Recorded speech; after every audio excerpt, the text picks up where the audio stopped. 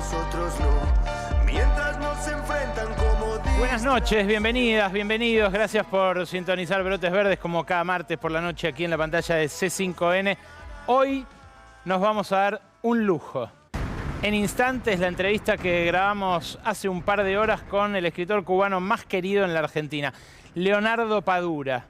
Un hombre que se adueñó de la vista, de la atención de tantos y tantas con El hombre que amaba a los perros.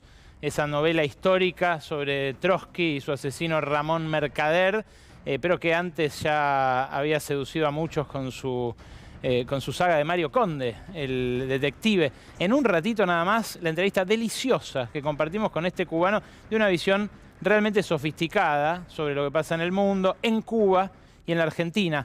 20 segundos para que se vayan haciendo la idea. Una parte importante de lo que ocurrió fue que el fracaso de toda esta utopía igualitaria del siglo XX nos dejó huérfanos de utopías. Y esa orfandad pues ha creado este mundo en que no se sabe exactamente hacia dónde vamos.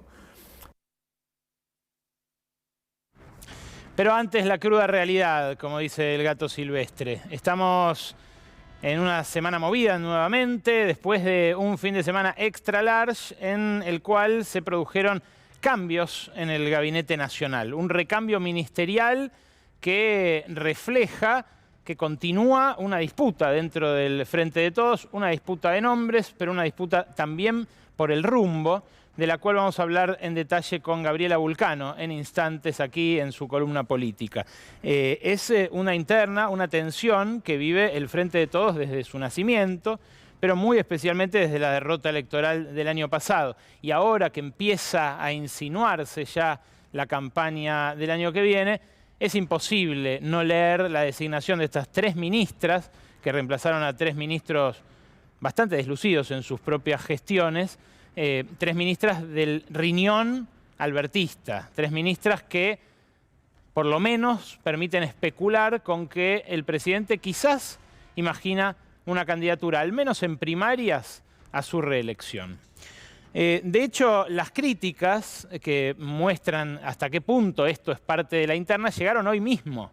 Llegaron de la cámpora, de Andrés Larroque. En un ratito de esto vamos a hablar con Vulcano. ¿Qué quiere decir que hoy el propio Larroque haya expresado su desagrado por los cambios? ¿Quiere decir que empiezan ya a abrirse los caminos dentro del oficialismo de cara a las elecciones del año que viene? ¿O quiere decir que está en disputa la forma en la que se va a dirimir esa interna y, por supuesto, la batalla final, la del rumbo con la oposición macrista, a su vez condicionada también por la existencia o no de las PASO? Claro, el futuro de nuestros bolsillos, en realidad, no está definido tanto por esa interna, sino que se está definiendo en Washington.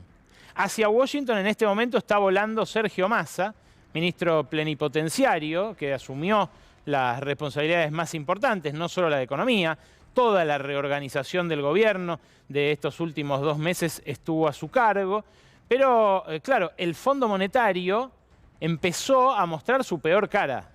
La cara del cogobernante, la cara del que empieza a imponer condiciones cada vez más específicas, como siempre hizo acá y en el resto del mundo, pero como nos dijeron que esta vez no iba a pasar. Esto, claro, pone de manifiesto una irrupción, la irrupción de un nuevo actor en la política argentina. Y hay que leer muy detalladamente las 109 páginas del Staff Report que dio a conocer el viernes el Fondo Monetario cuando aprobó la segunda revisión de las metas argentinas, porque, claro, en esas 109 páginas uno lo que puede ver es el pliego de condiciones. Es incluso un pliego de condiciones que llega hasta la interna del oficialismo. Les voy a leer textualmente. El reporte plantea la preocupación del fondo por las diferencias sobre la dirección de las políticas económicas dentro de la coalición gobernante. Considera necesaria una mayor reducción de los subsidios energéticos, o sea, más aumentos de tarifas, en un contexto inflacionario cercano al 100%, advierte que el dólar está atrasado, ahora van a ver cómo presiona por la devaluación, y prevé que va a ser gradual la reducción de la inflación a la vez que adelanta la necesidad de una reforma previsional. ¿Les suena? Es el recetario tradicional del fondo. Pero claro, lo que pasa es que este acuerdo es inflacionario. Y de vuelta, para poner en perspectiva hasta qué punto cogobierna el fondo y hasta qué punto nos jodió Macri al traerlo de vuelta, como diría Vargas Llosa, por citar a otro escritor, hay que ver este gráfico. Fíjate, en este gráfico lo que ves es la deuda por acreedor. Está especificado aquí por acreedores privados externos, oficiales externos, otros acreedores nacionales, bancos nacionales y el Banco Central. Fíjate, hasta el 2017, momento en el cual Macri le abre la puerta al Fondo Monetario, la franjita amarilla era chiquita. Esa es la de los acreedores oficiales externos, o sea, el Fondo Monetario. Se engrosa esa franja, la franja amarilla, con el gobierno de Macri y se mantiene durante este gobierno, aún a pesar de que la roja, que son los acreedores privados externos, se achica un poco con la renegociación de la deuda que llevó adelante Martín Guzmán. Todo lo demás se mantiene o aumenta, la deuda con el Banco Central aumenta y por supuesto la proporción del PBI es mayor. Hoy la deuda sobre el PBI es mucho mayor que cuando asumió Macri, pero con un actor novedoso que está ahí, vivito y coleando y que se va a quedar, si lo dejamos, por décadas, que es el Fondo Monetario, esa franja amarilla. Ahora, ¿cómo es que empieza a llevar adelante su injerencia el Fondo Monetario? A través de estos reportes. En el propio reporte del viernes se ve una comparación que hacen con dos gráficos de la devaluación y la inflación. Acá tenés en el primer gráfico la inflación en las franjas azules oscuras y la tasa de devaluación en las franjas celestes. Fíjate cómo se va incrementando el ritmo devaluatorio y se incrementa mucho con Massa en agosto de este año. Y la tasa de inflación sube y no la alcanza la tasa de devaluación, aun cuando la aceleran.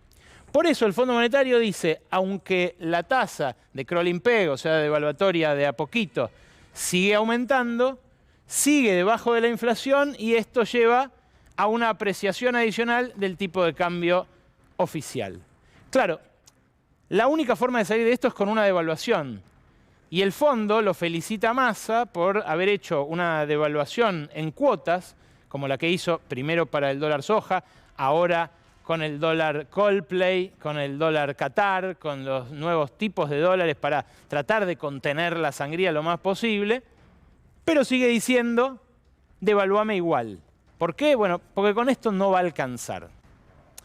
Claro, uno mira eso y dice, se viene un ajuste adicional del salario. Y ahí es donde empiezan las especulaciones políticas. ¿Cómo van a ajustar más todavía el salario? Bueno, cumplir con el programa del fondo implica necesariamente renunciar a toda esperanza de reelección del gobierno en cualquiera de sus formas, incluso en la forma que tolera el Fondo Monetario, que es la versión Massa, esta versión que felicita el staff y que empieza a generar cortocircuitos dentro de la propia coalición gobernante.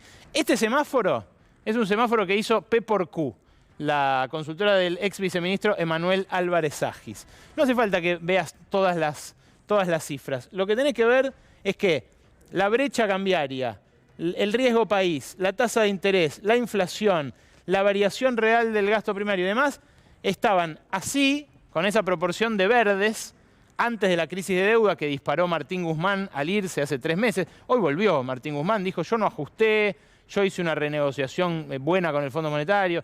Un poco de humildad hace falta a veces.